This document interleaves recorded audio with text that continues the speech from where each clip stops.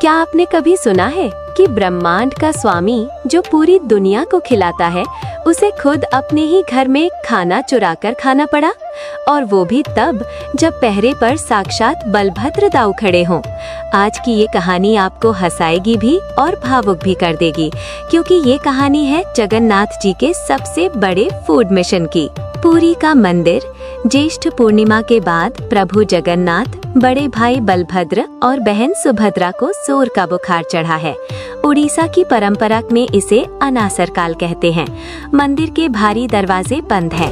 बाहर भक्त रो रहे हैं, लेकिन अंदर का नजारा कुछ और ही है। भगवान जगन्नाथ बिस्तर पर लेटे हैं। उनकी बड़ी बड़ी आंखें छत को निहार रही हैं। तभी राजवैद्य अंदर आते हैं। उनके हाथ में एक पीतल का कटोरा है, जिससे ऐसी तीखी गंध आ रही है कि पास खड़ा इंसान भी सहम जाए। राजवैद्य बोले, प्रभु ये लीजिए चिरायता, नीम और काली मिर्च का विशेष काढ़ा। इसे पिएंगे तभी बुखार उतरेगा, और याद रहे अगले 10 दिन तक कोई मिठाई नहीं, कोई 56 भोग नहीं। जैसे ही वैद्य जी बाहर गए, जगन्नाथ जी ने अपना मुंह बिगाड़ा और धीरे से दाऊ, ये वैद्य है या यमराज का दूत? इतना कड़वा तो समुद्र का पानी भी नहीं होता। मेरा मन तो रसगुल्लों के लिए छटपटा रहा है। प्रभु होकर भी क्या मुझे अब ये जहर पीना पड़ेगा? आज कहानी में एंट्री होती है गजाधर की। गजाधर मंदिर का एक सीधा साधा रसोईया सेवक है। उसे रात को सपना आया कि जगन्नाथ जी भूख से व्याकुल हैं।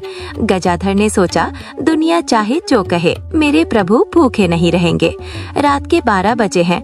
गजाधर बड़ी सी टोकरी ली, नीचे गरम गरम मालपुए, रबड़ी और छेना पोड़ा रखा, और ऊपर से ढेर सारी तुलसी की पत्तियां डाल दी, ताकि देखने में ये केवल औषधि लगे। गजाधर दबे पांव मंदिर की सीढ़ियां चढ़ रहा है। तभी अचानक सामने बलभद्र जी यानी दाऊ खड़े हो गए।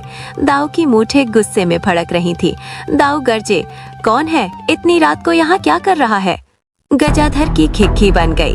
वो दाऊ, मैं जगन्नाथ जी के लिए स्पेशल हर्बल लेप लाया हूँ। इसे लगाने से बुखार छूमंतर हो जाएगा। दाऊ ने शक भरी नजरों से देखा। हर्बल लेप? पर इसमें से केसर और इलायची की खुशबू क्यों आ रही है? गजाधर ने पसीना पोंछते हुए कहा, जी वो जड़ी बूटियाँ असली है ना, इसलिए। दाऊ को झांसा देकर गजाधर किसी तरह अंदर घुस गया। जगन्नाथ जी उसे देखते ही बिस्तर से ऐसे कूदे जैसे उन्हें कभी बुखार था ही नहीं। जगन्नाथ जी बोले, ला भाई गजाधर, जल्दी निकाल, मेरे पेट में चूहे नहीं, साक्षात ऐरावत हाथी दौड़ रहे हैं। गजाधर ने जैसे ही टोकरी खोली, खुशबू पूरे कमरे में फैल गई। जगन्नाथ जी ने एक हाथ में मालपुआ लिया और दूसरे में रबड़ी। वो अभी खाने ही वाले थे कि